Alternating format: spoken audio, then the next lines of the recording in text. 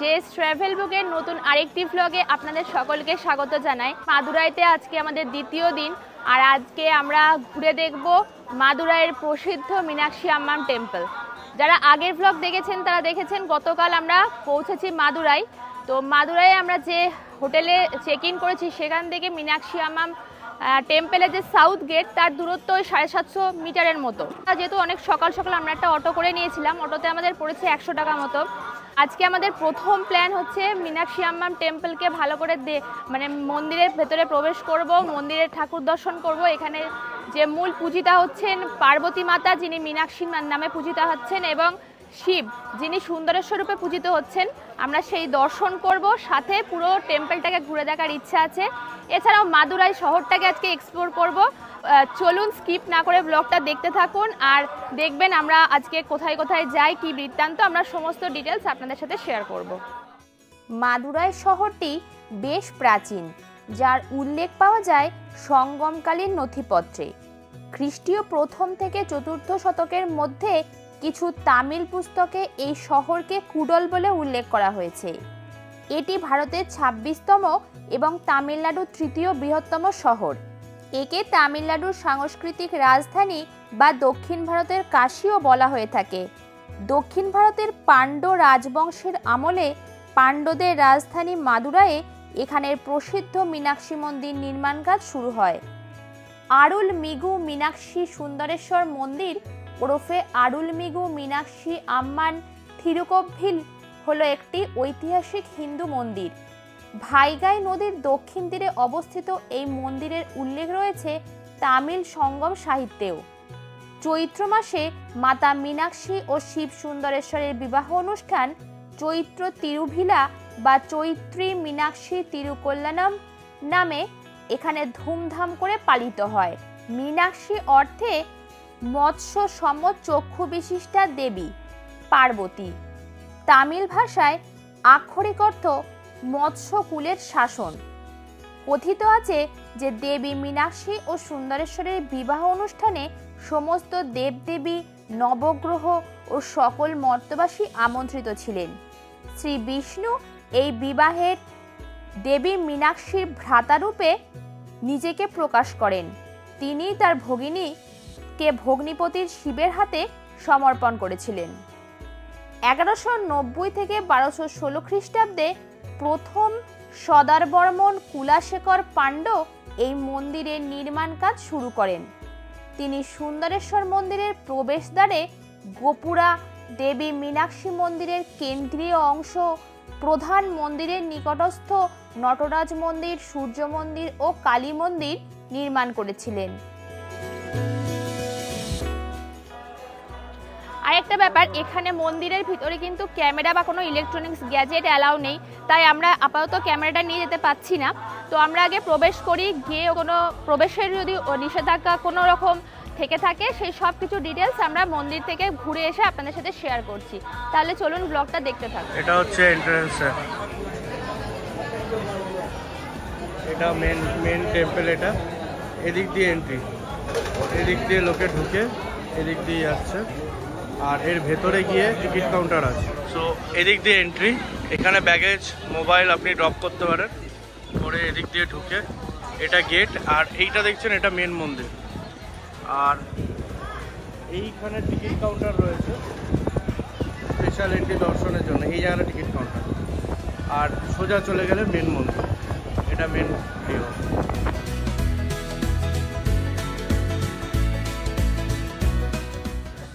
তো আমরা এইমাত্র মীনাক্ষী আম্মার টেম্পল পুরোটা দর্শন করে বেরোলাম। তো আমাদের পুরো মন্দিরের দুটো মন্দির, একটা হচ্ছে ওখানে পার্বতী মাতা যিনি মীনাক্ষী মাতা, আর একটা হচ্ছে শিব মন্দির যেটা সুন্দরেশ্বর। তো আমরা এই দুটো টেম্পল কমপ্লিট করে পুরো মন্দিরটা প্রদক্ষিণ করে আসতে মোটামুটি সময় লাগলো 1.5 ঘন্টা মতো। এখানে বলে দিই যে প্রবেশের সময় দু ধরনের লাইন রয়েছে, একটা ফ্রি এন্ট্রি লাইন, একটা আপনাকে টিকিট কেটে ঢুকতে হবে। ফ্রি এন্ট্রির লাইনটা কম্পারেটিভলি আমাদের অনেক বড় লাগলো, সেই জন্য আমরা টিকিট কেটে নিয়েছিলাম। তো দুটো মন্দির একসাথে প্রবেশ করতে গেলে একসাথে 100 টাকা করে পার হেড দিতে হচ্ছে, আর আপনি সিঙ্গেল চাইলে সিঙ্গেলও দর্শন করতে পারেন, সেক্ষেত্রে 50 টাকা করে দিতে হবে। তো পুরো মন্দিরের দর্শন আমাদের সত্যি বলতে কি প্রচণ্ড ভালো হয়েছে। আর মন্দিরের ভিতরে প্রবেশ করলে তো যেরকম বলে থাকি আমি, প্রচণ্ড সুন্দর অনুভূতি। ঠাকুর ওখানে দুই মন্দিরই মানে পার্বতী এবং সুন্দরেশ্বর দুজনেই ওখানে ব্ল্যাক স্টোনে নির্মিত। আর সব থেকে একটা সুন্দর জিনিস দেখলাম, এখানে মন্দিরগুলোর যে মূর্তি তার সামনে রয়েছে মানে দিয়া, সেই দিয়াগুলো ওপর থেকে ঝুলছে, মানে আমাদের যেরকম পিল সাজার ওপর দেওয়া হয়, এখানে স্টাইলটা দক্ষিণ ভারতে ওপর থেকে প্রদীপগুলো ঝুলছে। ভীষণ সুন্দর লাগলো আর দর্শন আমাদের সত্যি খুব ভালো হয়েছে এখনো পর্যন্ত। তো আমরা এইমাত্র বেরোলাম।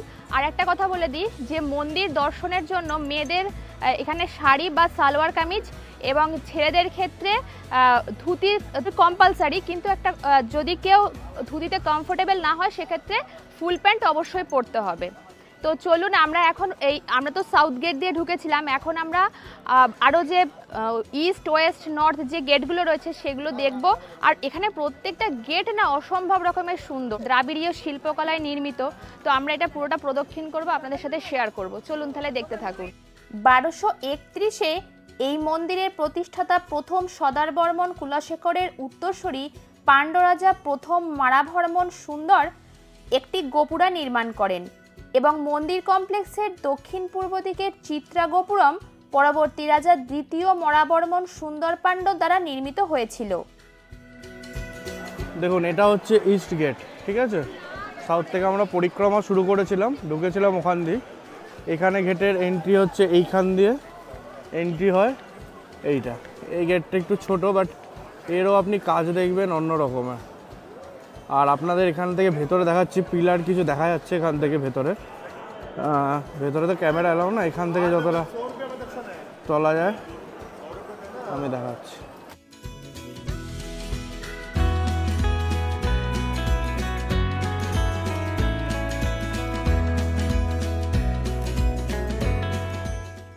মীনাক্ষী মন্দিরে বিষ্ণু ভগবান ছাড়াও পূজিত হচ্ছেন সিদ্ধিদাতা গণেশ, মাতা লক্ষ্মী, বংশীবাদনরত কৃষ্ণ, রুক্মিণী, ব্রহ্মা, মাতা সরস্বতী। এছাড়াও রয়েছেন নবগ্রহ ও সূর্যদেব। এই প্রত্যেক দেবদেবীর বিগ্রহ রয়েছে ভিতরে। প্রায় 4500 পিলার ও 12টি টাওয়ার নিয়ে মোট 15 একর জমির ওপর এই অদ্ভুত সুন্দর গগনচুম্বী মন্দিরটি বিরাজ করছে। যে মন্দির গাত্রে খোদিত রয়েছে হিন্দু ধর্মের সব রকম দেবদেবী, বাদ পড়েনি প্রাচীন দেবী জাঙ্গুলির মূর্তিও। প্রতিটি ভাস্কর্য এখানে এনামেল রঙে বর্ণিত।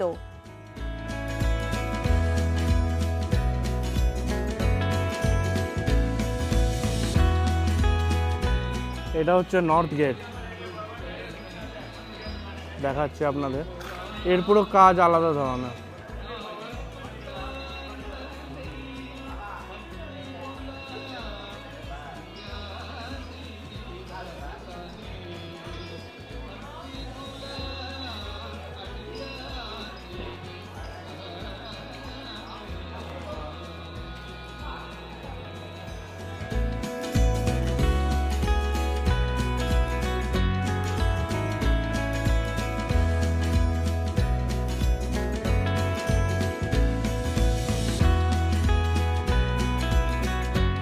দেখুন, আমরা হাঁটতে হাঁটতে চলে এসেছি ওয়েস্ট গেটে। তো এই গেটেও দেখবেন কাজ পুরো আলাদা ধরনের, আমি দেখাচ্ছি। ভারতবর্ষের বুকে অন্যান্য মন্দিরের মতোই নানান ঘাত প্রতিঘাত থেকে বাদ পড়েনি এই সুবৃহৎ স্থাপত্যটিও। 14 শতাব্দীর গোড়ার দিকে দিল্লির মুসলিম শাসক আলাউদ্দিন খলজি ও তার সেনাধ্যক্ষ মালিক কাফুর থেকে শুরু করে নানান মুসলিম শাসক ধ্বংস করেছে মন্দিরের কাঠামো, লুট করেছে মূল্যবান জিনিসপত্র। তবে খ্রিস্টীয় 16 শতাব্দীতে নায়ক বংশের শাসক বিশ্বনাথ নায়ক এই মন্দিরের পুনর্নির্মাণ শুরু করেন। আজকে যে রূপে মন্দিরটিকে দেখছি সেটির বড় অংশের অবদান এই বিশ্বনাথ নায়কেরই। এই হচ্ছে তিরুমালা নায়ক প্যালেস, আমরা পৌঁছে গেছি। এই হচ্ছে এর এন্ট্রান্স। এবার আমরা ভেতরে ঢুকবো, চলুন তাহলে ভেতরে ঢোকা যাক। থিরুমালায় নায়ক প্যালেস মাদুরাই শহরের আরেকটি দর্শনীয় স্থান। আমরা মাথাপিছু 10 টাকার বিনিময়ে প্রবেশ করলাম প্যালেসের অন্দরমহলে। থিরুমালায় নায়ক 1623 থেকে 1659 পর্যন্ত মাদুরাইয়ের নায়ক রাজবংশের শাসক ছিলেন। ছিলেন বিশ্বনাথ নায়কের উত্তরসূরি। মাদুরাইয়ে মন্দির নির্মাণে তার গুরুত্বপূর্ণ অবদান রয়েছে। পার্শ্ববর্তী প্রতিবেশী বিজাপুরের মুসলিম শাসকদের থেকে নিরন্তর সমস্যা আসতে থাকলেও তিনি দাপটের সঙ্গে সেই সব কিছু প্রতিহত করতে সক্ষম হন। প্রাচীন পাণ্ড্য রাজ্য কোয়েম্বাটুর, তিরুনেলভেলি, মাদুরাই নিয়ে তার রাজ্যের বিস্তার ছিল। তিনি প্রাচীন শিল্পকলা ও স্থাপত্যের পৃষ্ঠপোষকও ছিলেন। দ্রাবিড়ীয় স্থাপত্যের সাথে মাদুরাই স্টাইলের এক অদ্ভুত মেলবন্ধন ঘটিয়ে তৈরি করেছিলেন এই প্যালেসটি। অসম্ভব রকমের সুন্দর এই প্যালেসের কারুকার্য প্রতিদিন সন্ধ্যেতে লাইট অ্যান্ড সাউন্ডের মাধ্যমে এখানে দেখানো হয়ে থাকে, যেখানে জনপ্রতি 60 টাকার বিনিময়ে টিকিট পাওয়া যায়। সন্ধ্যে 6:30টায় এর ইংরাজি এবং 8:30টায় এর তামিল ভাষায় শোটি অনুষ্ঠিত হয়। তবে এই শোতে ক্যামেরা নিয়ে প্রবেশ নিষিদ্ধ। 1636 সালে নির্মিত প্যালেসটির আজ যে নির্মাণটি এমন দেখছি আমরা, এটি রাজা থিরুমালাই নায়কের বাসস্থান ও রাজসভা ছিল। সম্পূর্ণ রাজবাড়ি এই রাজসভার থেকে 4 গুণ বৃহৎ। রাজার নির্মিত মহলের মূলত 2টি অংশ ছিল। স্বর্গ বিলাসম, যেখানে ছিল রাজার বসবাসের জন্য ঘর, ও রঙ্গবিলাসম ছিল, যেখানে থিয়েটার হল। তিরুমালাই নায়কের প্রপৌত্র চৌকানাথ নায়ক এই মহলের বেশ কিছু পুনর্নির্মাণ করান। 1858 সালে লর্ড নাপিয়ার মাদ্রাজের যখন গভর্নর হয়ে আসেন, তখন এই মহল পুনরুদ্ধারের যথাযথ চেষ্টা করে থাকেন।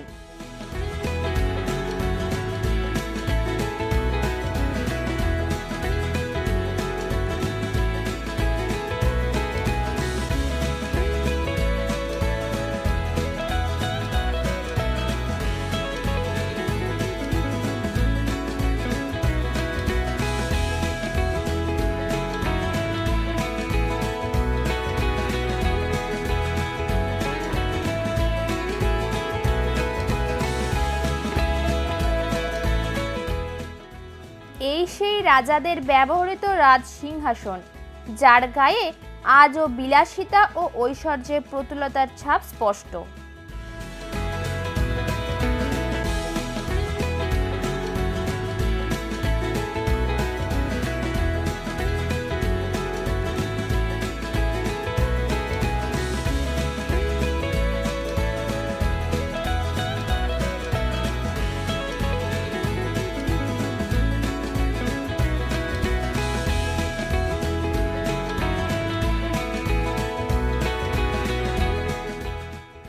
আমরা এখন প্রবেশ করছি প্যালেস সংলগ্ন মিউজিয়ামে। এখানে সংরক্ষিত হয়েছে প্রাচীনকাল থেকে আধুনিককাল পর্যন্ত দক্ষিণ ভারতের নানান ইতিহাসের সাক্ষ্য বহনকারী জিনিসপত্র। চলুন তাহলে ভিতরটা একবার ঘুরে দেখা যাক। প্রবেশপথের বাম দিকেই রয়েছে নায়ক বংশের রাজত্বের অন্তিম অবস্থায় প্যালেসের অবয়বের কিছু চিত্র। এরপর ধীরে ধীরে যত এগোনো যায়, ততই রাজমহলের প্রাচীন আকৃতি দেখতে পাওয়া যায়। বোঝা যায় প্রাচীন থেকে নবীনে রাজমহলের অবয়বের উত্তরণ। এরপরে রয়েছে দাক্ষিণাত্যের ঐতিহ্যবাহী চোলা রাজবংশের সমসাময়িক পেন্টিংস।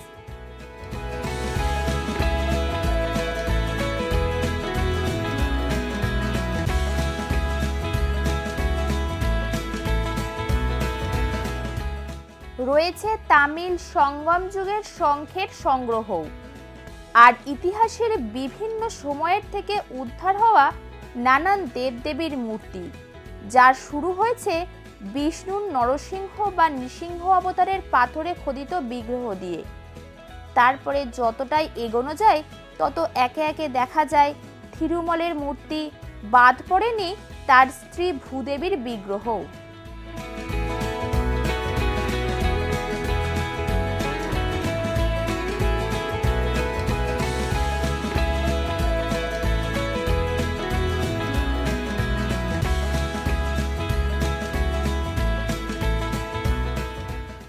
এছাড়াও এখানে রয়েছেন শিব ভগবানের রূপ সুন্দরেশ্বরের খোদাই করা বিগ্রহ থেকে দুর্গা মাতার প্রতিকৃতিও।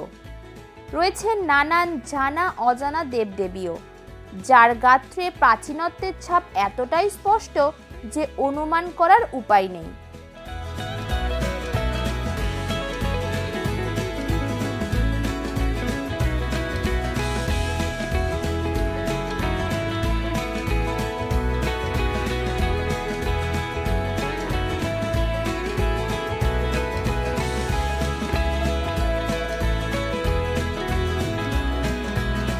এখানে রয়েছে চতুর্মস্তকধারী ভগবান ব্রহ্মার মূর্তিও। ইনি হচ্ছেন সেই বিখ্যাত ইয়াক্কি বা অম্বিকা মাতার মূর্তি।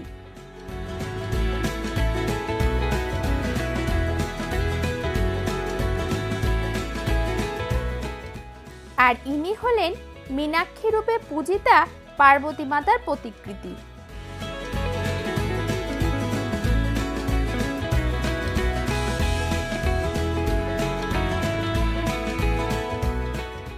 আর এই হলো তিরুপতির বিষ্ণু ভগবান ও মাতা লক্ষ্মীর অবয়ব।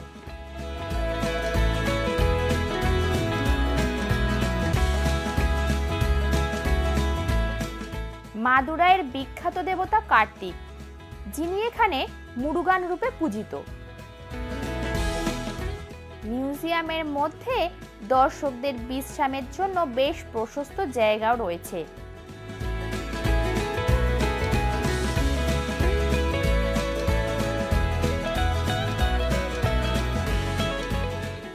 নব্যপ্রস্তর যুগে দাক্ষিণাত্যের পূর্ব উপকূলে মানুষের ব্যবহৃত সরঞ্জামের কিছু নিদর্শন মিউজিয়ামে ধরে রাখা হয়েছে।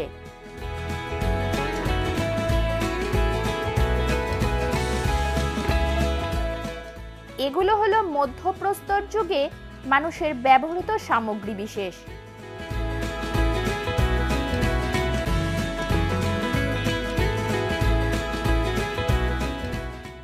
বাদ পড়েনি প্রাচীন প্রস্তর যুগের নিদর্শনও। আজকের আমাদের প্রয়াস আপনাদের কেমন লাগলো জানাতে ভুলবেন না। যদি ভালো লেগে থাকে তবে অবশ্যই লাইক ও শেয়ার করবেন। আর চ্যানেলে নতুন হয়ে থাকলে চ্যানেলটিকে সাবস্ক্রাইব করে পাশে থাকা বেল আইকনটিকে প্রেস করে দেবেন, যাতে এই ধরনের ভিডিও দিলেই তার নোটিফিকেশন সবার আগে পৌঁছে যায় আপনার কাছে। ভালো থাকুন আর ঘুরুন সতর্কভাবে।